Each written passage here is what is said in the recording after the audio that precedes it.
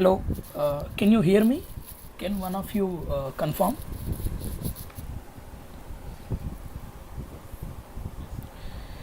Okay.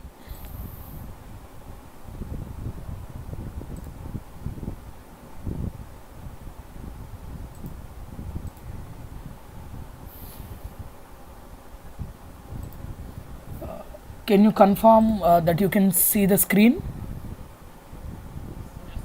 Yeah, fine. Thank you.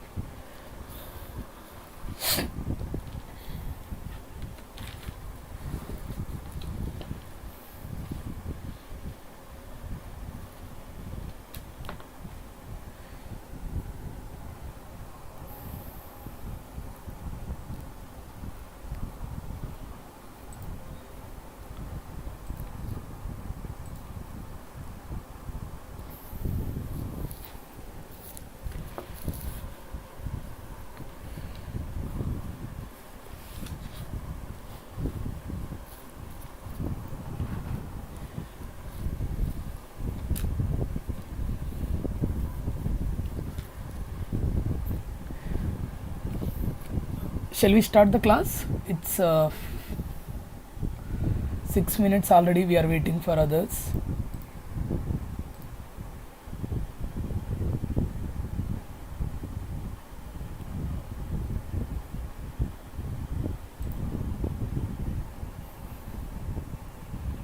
Hello.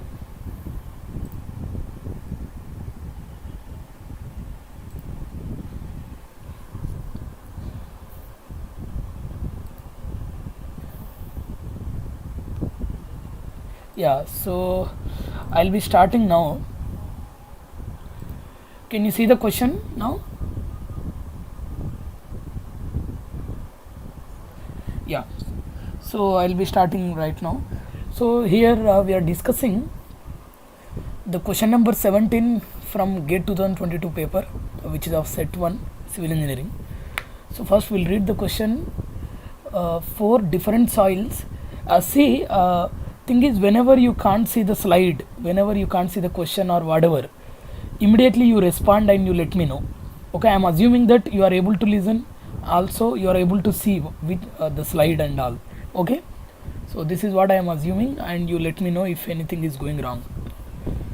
So coming to the question, 4 different soils are classified as CH, ML, SP and SW as per the unified soil classification system.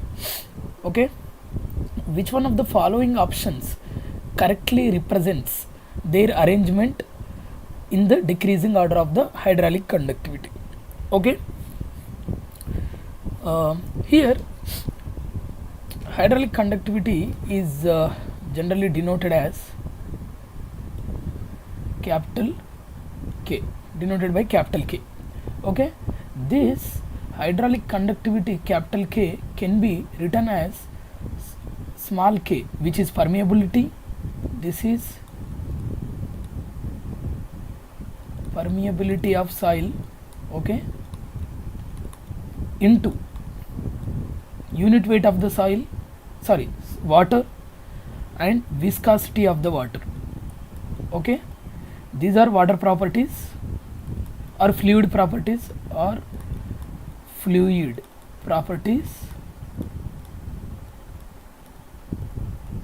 in the soil. Okay, the whatever fluid or water which is existing in the soil, those properties are in the bracket. The gamma W for the timing, assuming that water is there in the soil, and viscosity of the water. If it is multiplied by the permeability of the soil, you will get the hydraulic conductivity of the soil. Now, permeability of the soil can be written as, it is proportional to diameter or void ratio. It is proportional to the void ratio. So whereas you can write the formula as CD10 e power 3 1 plus e. Okay, this is the formula for small k permeability. So it is proportional to the void ratio and it is proportional to the effective size of the soil. Okay, D10 that is called. Now whenever void ratio is more, according to this permeability is more. If permeability is more, void ratio and diameter, it is also proportional to the diameter of the particle. Now here in turn this k is also proportional to E and D10. So generally void ratio will be more for higher grain size and less for lesser grain size particles.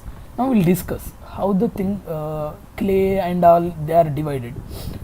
First we'll draw a diagram that clay, silt, sand, then gravel, cobbles and then boulders. So this is the order of size. See, increasing order, increasing order of the size of the soil particle. Okay, this one.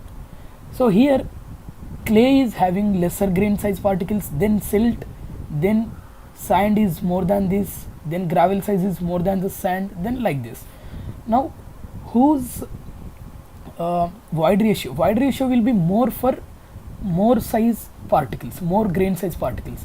So here if you take gravel, then gravel will be having more void ratio compared to the sand, then sand will be having more void ratio compared to the silt. Like that void ratio will be, void ratio increases, okay, in this direction. According to that K is proportional to the void ratio, right? Now hydraulic conductivity will be more for the more void ratio particle, more void ratio soil. So we'll see what are given: CH, ML, SP, SW. CH, ML, SP, ML, SP and SW. Okay, here what are these referring to? We should know. C for clay, okay, M for silt. M is generally referred for the silt, S is for the sand, and here also S is for the sand. This is just the property of the soil. See, W means well graded soil, okay, well graded soil. P is poorly graded soil, poorly graded soil. Then L means low compressibility silt, H means high compressibility clay. Now coming to the keeping the properties aside for the time being, so what is the which is having more void ratio? Sand is having more void ratio than the silt, silt is having more void ratio than the clay. We can arrange sand first, and here options, let us see what is asked. Decreasing order of the hydraulic conductivity. That means you need to give more hydraulic conductivity first, then less hydraulic conductivity at the last, then it will decrease. So this is increasing, so we should reverse it. First sand will come, then silt will come, then clay will come. So this is the decreasing, this direction is decreasing K value. Okay, now in this sand we have two things. See, always you should remember that well graded will be having more permeability, more permeability. Okay, that's how SW, well graded will be first, then poorly graded will be second. Anyway, coming to the next one is silt, ML, and CH. So wherever this order is there, that is the answer. So we'll write SW comma SP comma ML comma CH according to the given. So where is it? SW comma SW is here only. So this is the answer. Okay, according to this is equation. This equation is actually given by the author. If you want to know the author name, Kojani Karman. This is Kojani-Karman equation, this equation.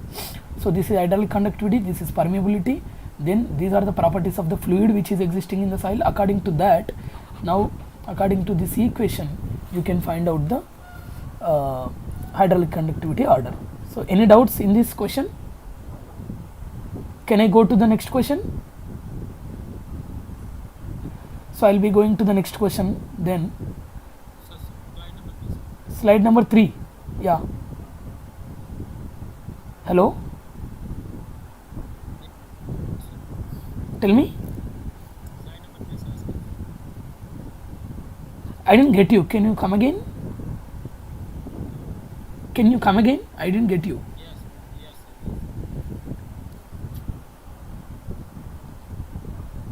So I'll be moving to next question then. Okay. Just a minute. Yeah.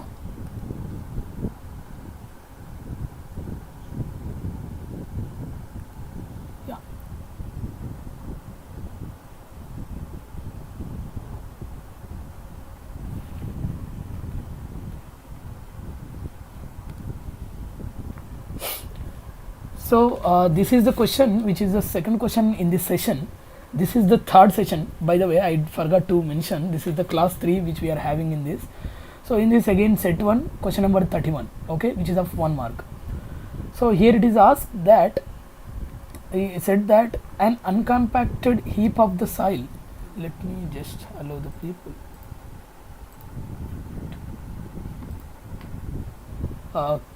I hope everyone can see the slide which is having the question number 31. So I am reading that an uncompacted heap of the soil has a volume of 10,000 meter cube. So its total soil volume is 10,000 meter cube and void ratio E, this is V, this is E, equal to 1. And if the soil is compacted now, then of course after the compaction what will happen? The volume of the soil will be reduced. So this after compaction, let us say this is V2, this is V1. After compaction it has become 7,500 meter cube. Okay, then the corresponding void ratio of the compacted soil is what? So let us say this is E1, so what is E2? And round up to 1 decimal place. So we need to find out what is E2. Before that, we need to find out, first we need to know what is void ratio.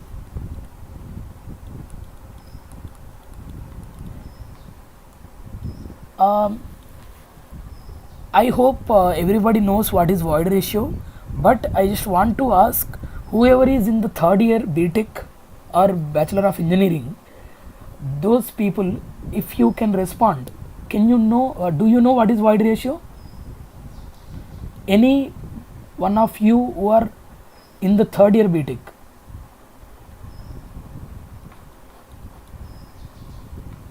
Can someone respond?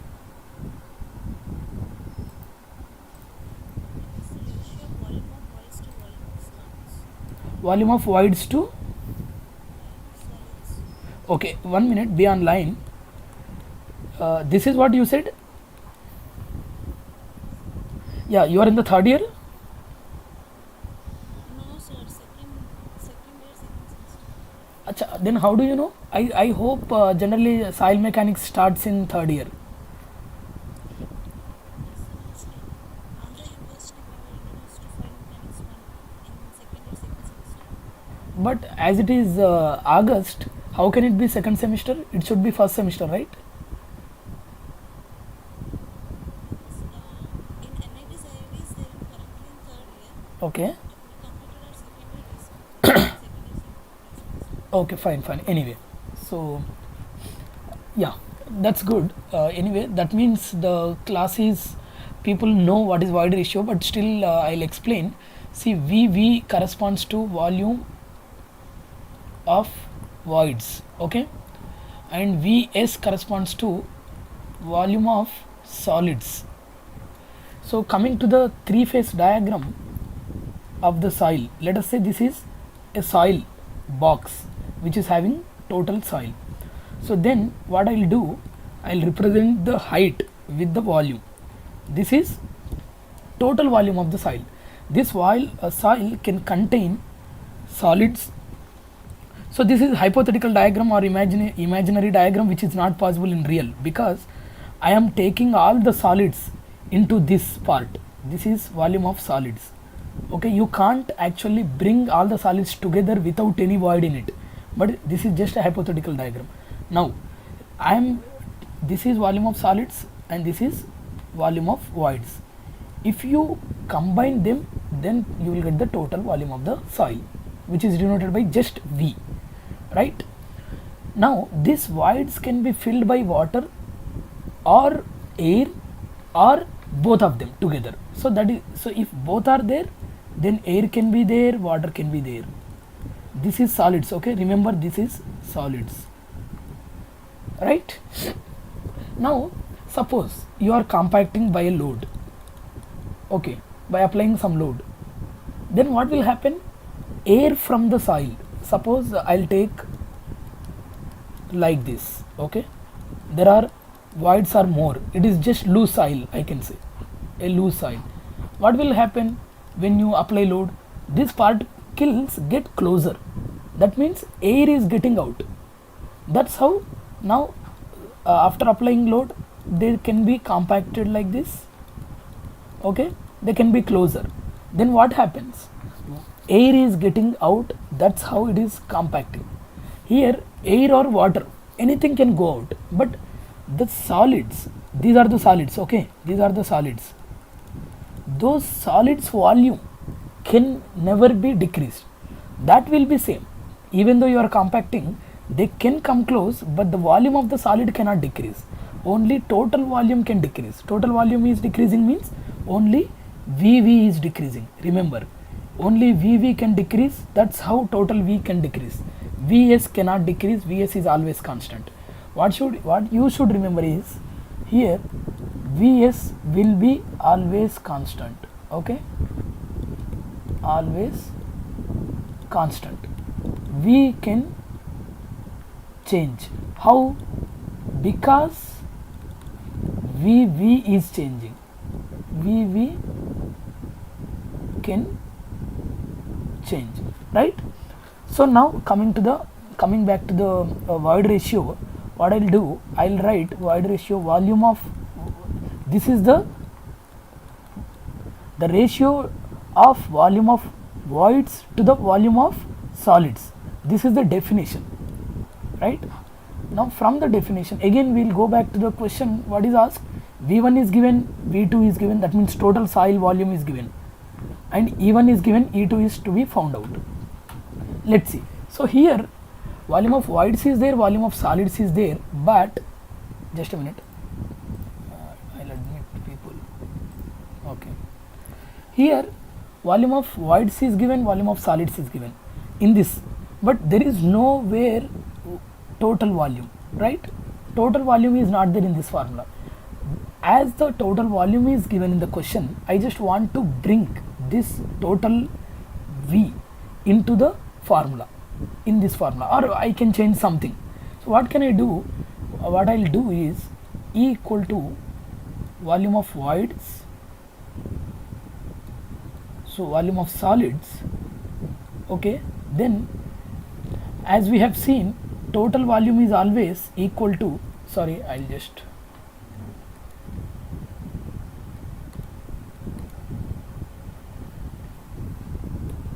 okay, so here total volume is always volume of solids plus volume of voids. As we have in this volume of voids, air can be there and or water can be there, anyway. See, now what will I do? In place of VV, I will write V minus Vs. If you deduct solids from the total soil, you will be getting only voids, right? What I'll do then next, V by Vs minus Vs by Vs equal to 1, right? Now I'll bring Vs to the left side. Okay, that is my aim. I'll tell you why I am doing that. Okay, V by Vs equal to E plus 1, then Vs equal to V by 1 plus E or E plus 1. So why did I bring this to the left side and remaining all to the right side? Because this is constant.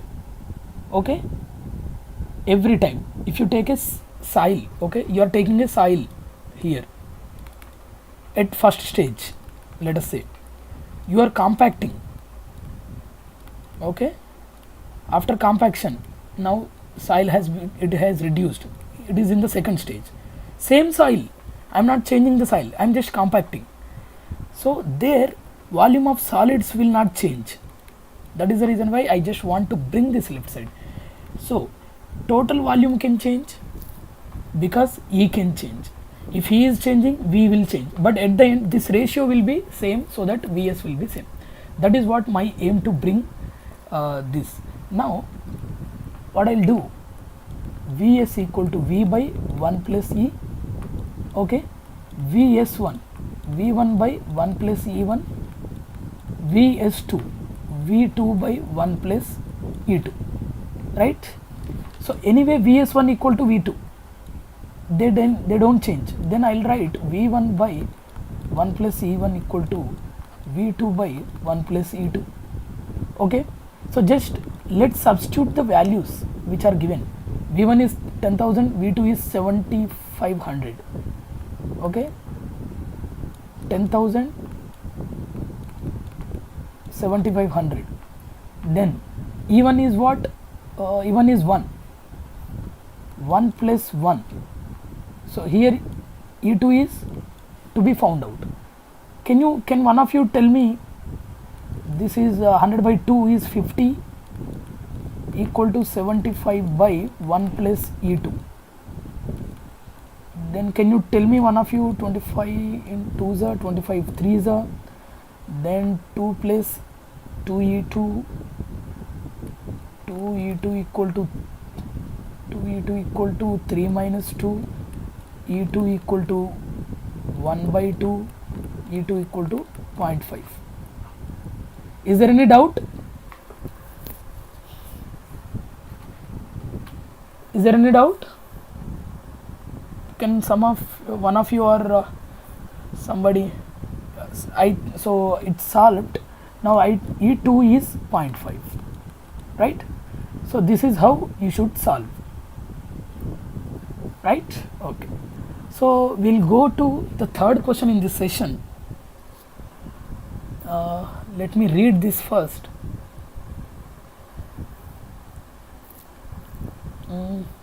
This is 32 question number in the set 1 paper of GATE of 1 mark question. A concentrated vertical load of 3000 kilonewton is applied on a horizontal ground surface.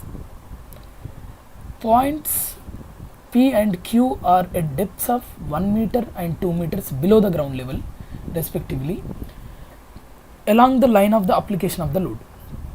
Considering the ground to be a linear elastic isotropic semi-infinite medium, the ratio of the increase in the vertical stress at P to the increase in vertical stress at Q. Okay, so this is what, just be on line.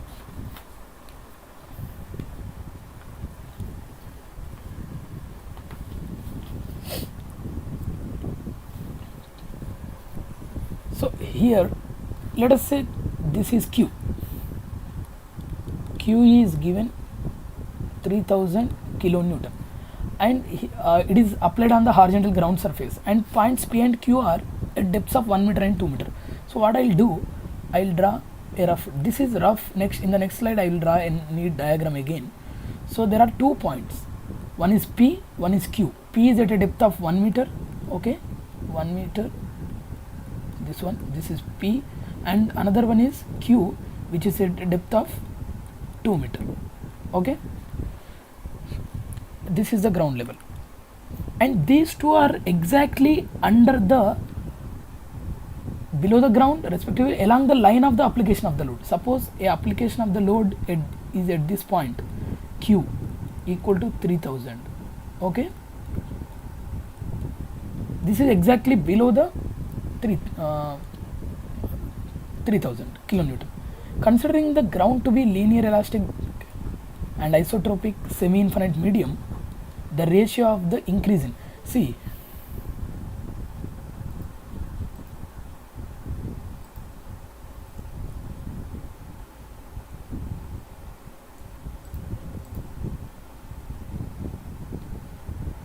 can you see the slide? Can one of you confirm?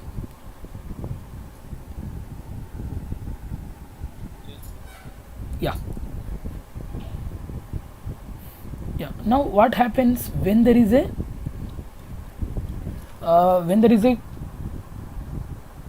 load? There is in-situ stress. In the last class we were discussing. Okay. There is some in-situ stress. Let us say this is gamma. Soil unit weight is gamma, and this is 1 meter. So what is the stress at P? What is the stress at P? It is gamma into H, where H equal to 1 meter. Suppose gamma is 15 kilonewton per meter cube. 15 into 1 equal to 15 kilonewton per meter square. This is the stress at P, right? So if there is 3000 kilonewton which is applied at the ground surface, there is some increase in here. It will not be 15, it will be something else. That extra is delta sigma, okay. Now finally it will be sigma, finally it will be delta sigma plus sigma initial, right. This delta sigma, there is a formula given by Boussinesq.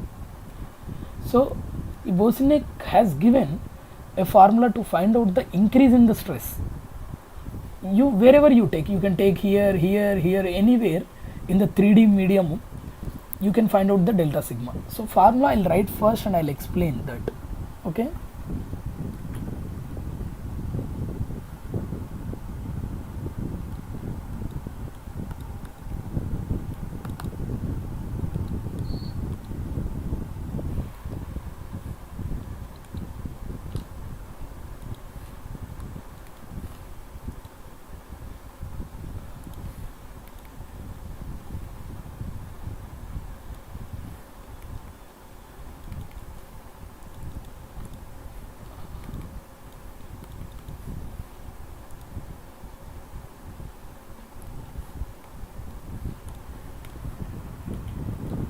It's not working anyway. Yeah.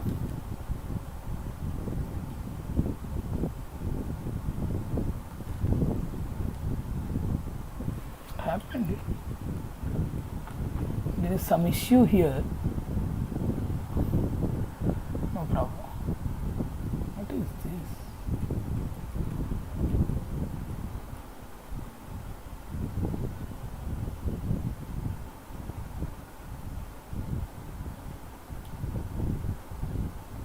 Sorry guys.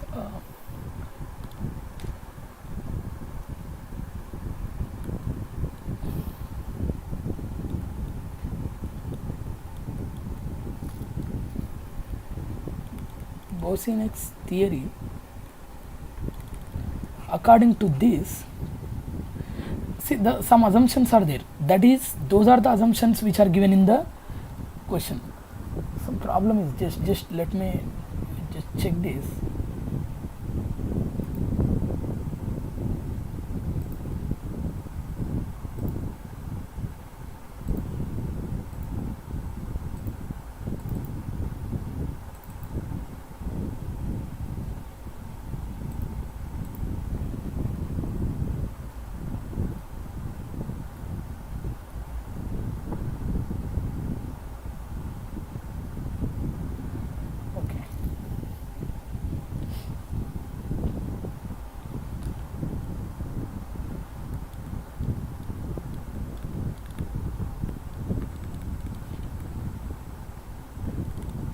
there are some assumptions.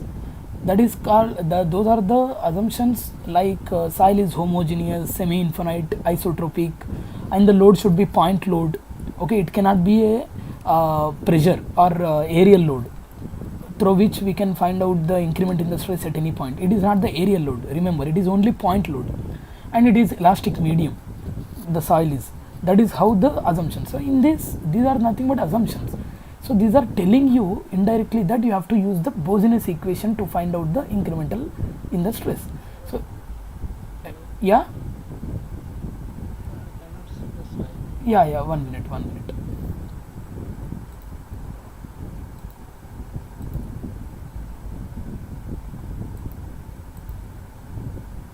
Can you see now? No?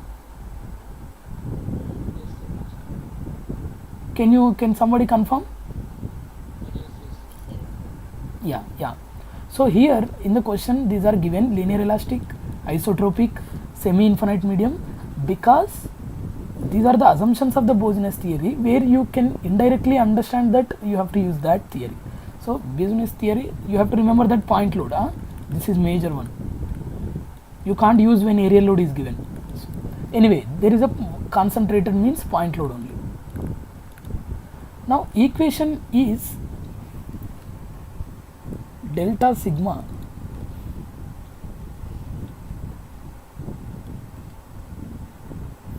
three by 2 pi 1 by 1 plus r by z square into q by z square. This is the formula. For you can just see the any standard book. I can't derive this now. So this is the formula which you should remember. You can't derive in the exam, right? You should remember this formula at any cost.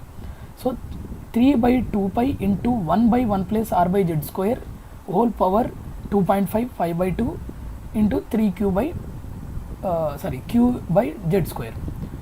See, this is constant, these are all constant. You should know what is r and what is z, what is q, what is z.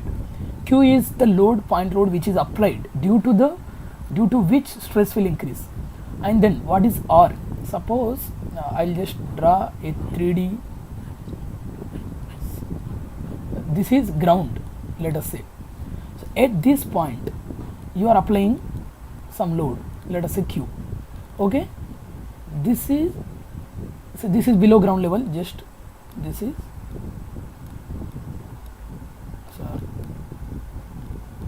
below ground level in this direction. Now if you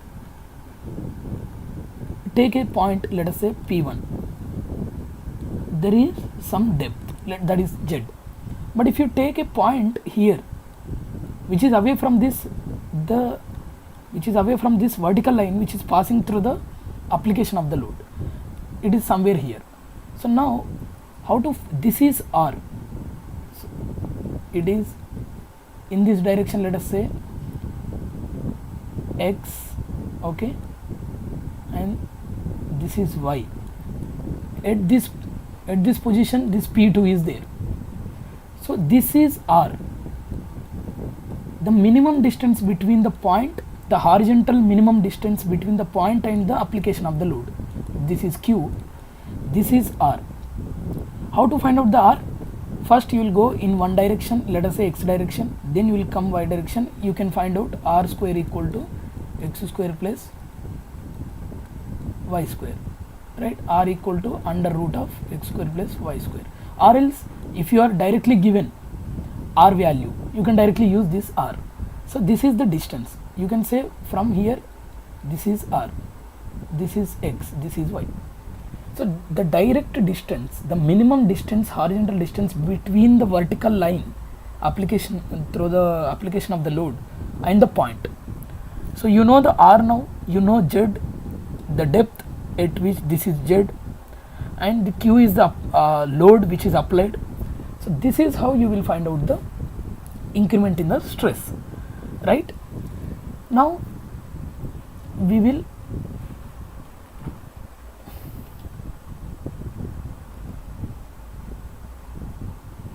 there is some problem here with this.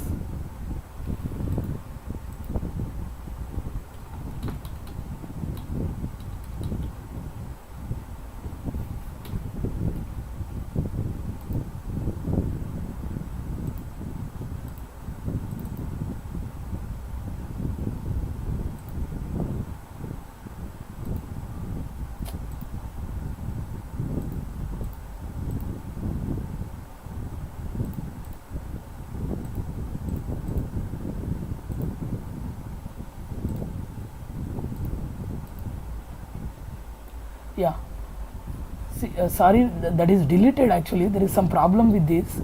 I'll check later in the next class. It will not repeat, so I'll just write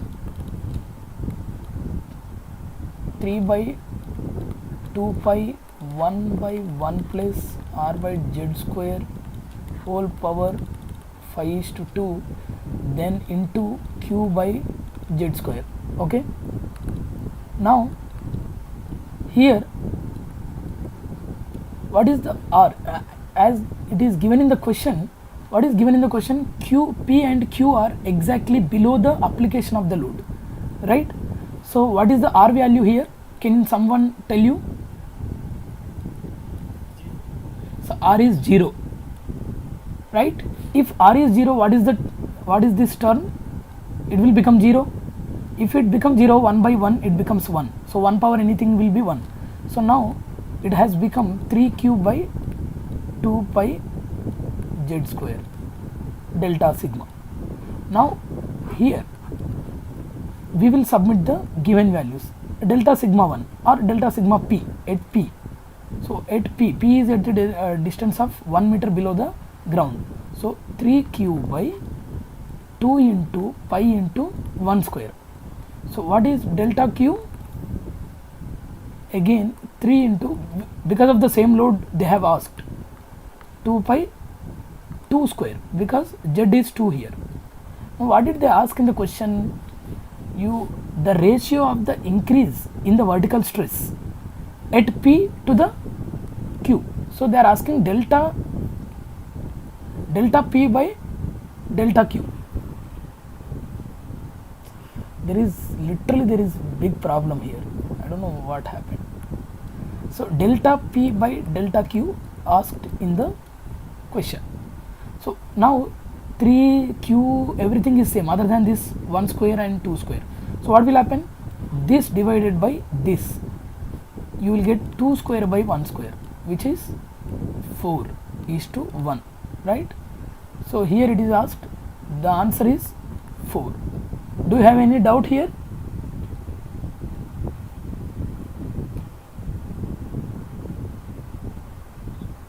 No, right? Okay.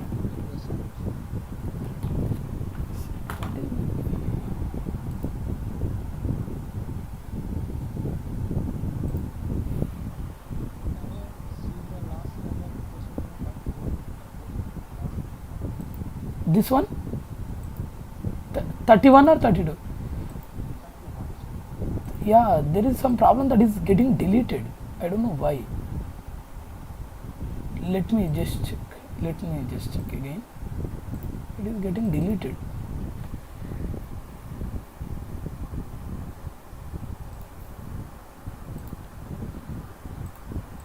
See, it is deleted here.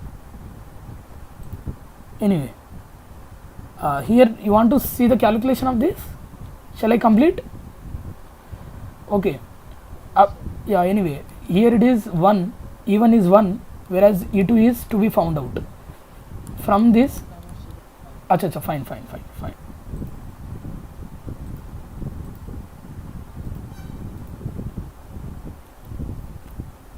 I hope you can see now.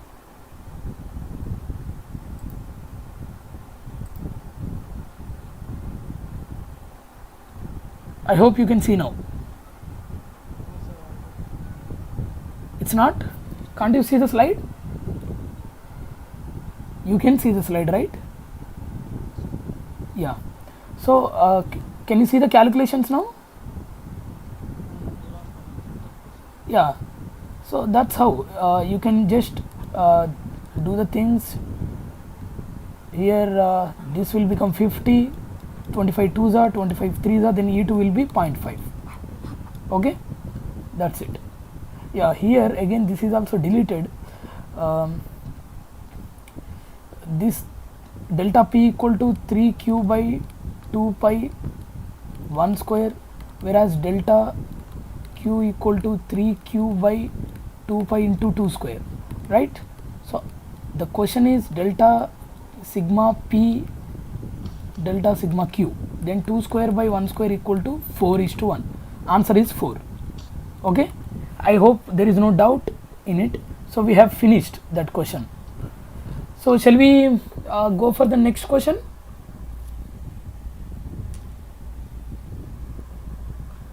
Can you see the question? The final question of for this session is it is actually site investigation question. The question is related to the site investigation. The question number is 33 from the set 1 again, which is of 1 mark.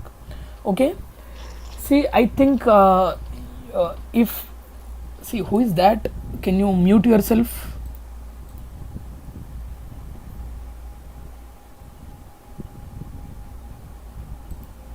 Yeah, see, the major part of the soil mechanics or geotechnical engineering is site investigation. Okay, in the site investigation, what you have to do, generally we go for some in situ test. In situ test means you will go with the instruments to the field, then in the field itself you will do some tests, then you will find out some parameters from them. So generally what does soil has? Cohesion, okay, then friction. So these are the main shear strength property parameters of the soil. So these two can be found from the lab or from the in situ test. So there is vein shear test is one of the tests which can be done in the laboratory or in the in situ also. Like that there are some tests, and also if you, some of you know that SPT test, standard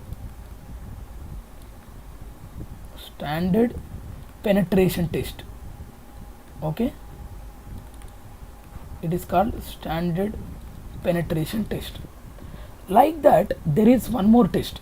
I don't know whether you have come across this test in your BTech level. I don't know whether they have introduced recently, because when I was in my BTech this was not there. That is CPT.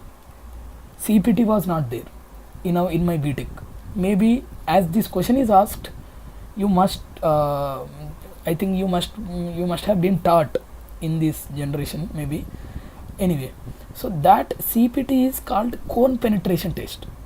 Cone penetration test. This standard penetration test, what, there will be a sampler. Suppose this is the ground level.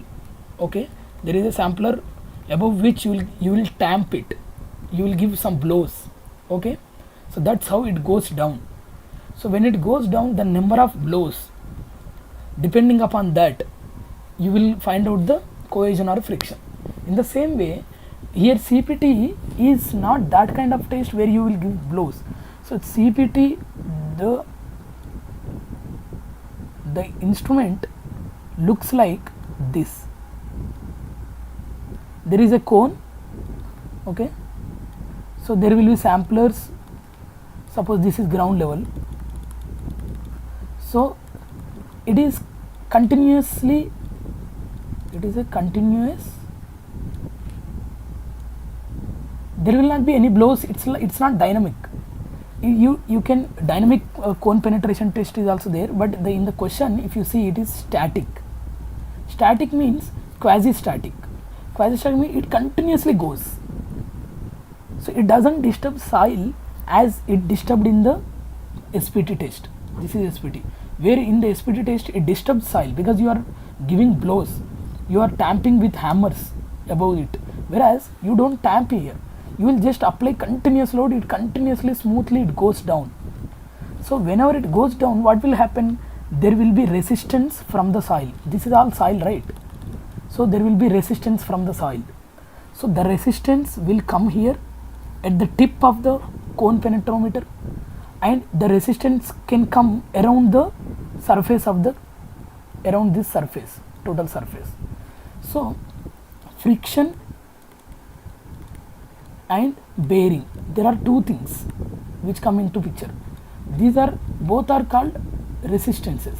Okay, the resistance can come from the bearing tip.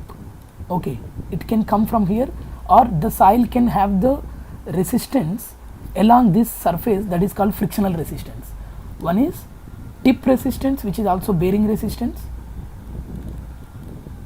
tip resistance, and another one is frictional resistance.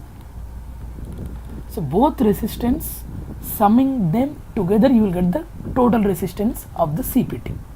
So if you get total resistance, you will find out the cohesion and friction. There will be some formulas. Okay, there will be some formulas. So what is given in the question? First we will read the measured point or tip resistance, QC. It is also denoted by QT.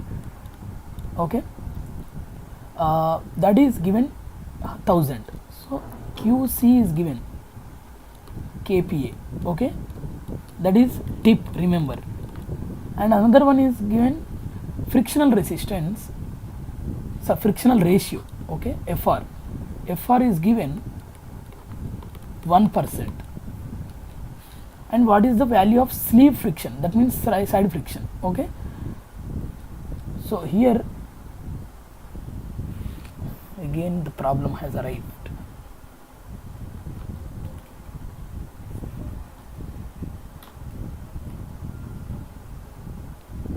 I don't know what is happening with this. Anyway, just forget about this.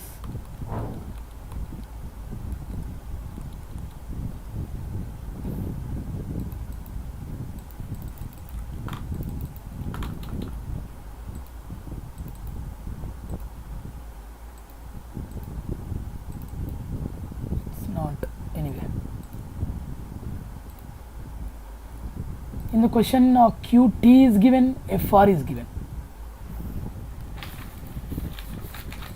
I'm so sorry, I don't know what is happening with this, but it's fine. We can close this session by this. So here you should know what is frictional ratio first.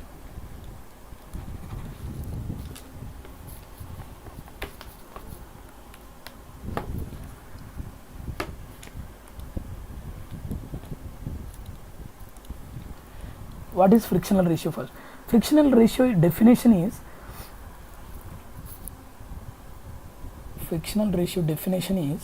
it is the ratio between the sleeve friction and tip resistance. See, it is what the name itself is frictional ratio, frictional ratio, right? That means you should remember that frictional resistance will come above, right? So that's how the formula. This is the formula, just formula. Now what are given? This is given as 1%. 1% means what? 1 by 100. And QS to be found out, that is the sleeve friction, frictional resistance. And QT is given as 1000, right? Now what is QS? It is simple, very simple formula it is. QS is 10 kPa. That's it. This is single 1 mark question. If you know the formula, you can easily write. So that's 10 kPa. That's it. So this is all about today's class. This is the answer. So do you have any doubt from today's class? I hope no, I will repeat all the 4 questions just like that verbally only. I may not show the slides because it is getting deleted or added something. First we have done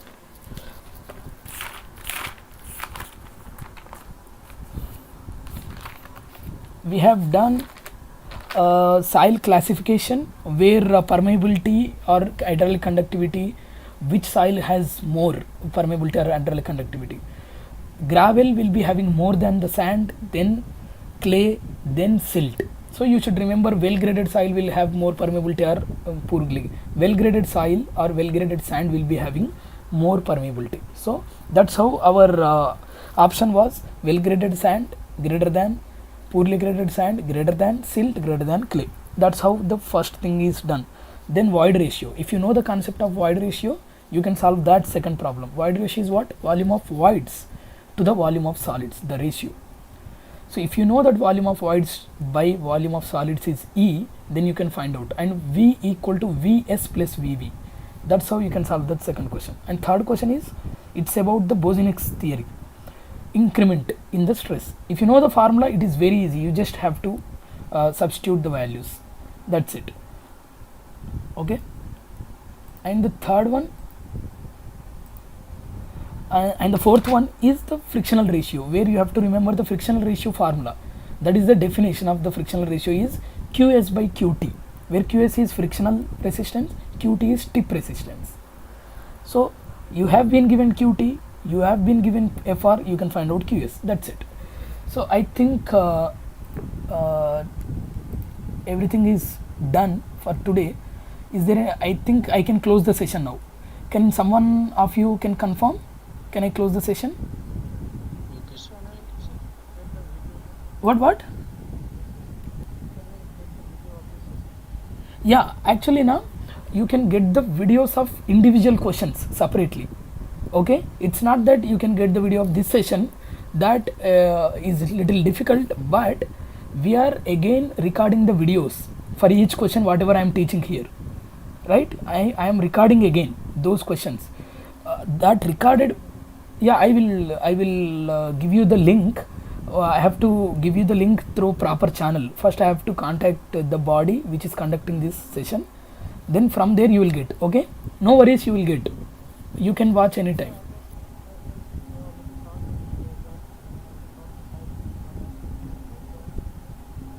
Okay, then I will give you by next class. I'll try to give you the videos. Okay. Hello. Excuse me, sir. Yeah, tell me. About the practice sessions. Practice session. NPTEL, our seminar tests are not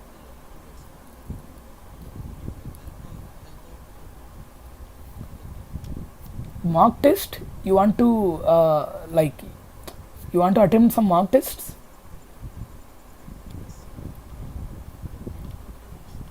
Three branches have allow for writing mock tests. Okay. Acha. So from the civil engineering, you are not having that mock test link or something, right? So you. Civil engineering, there is no link for that. Okay. So I'll ask them to give that mock test links if they have with them. So let's see. Okay. Okay then. So I'm closing the session. Is there anyone having doubt?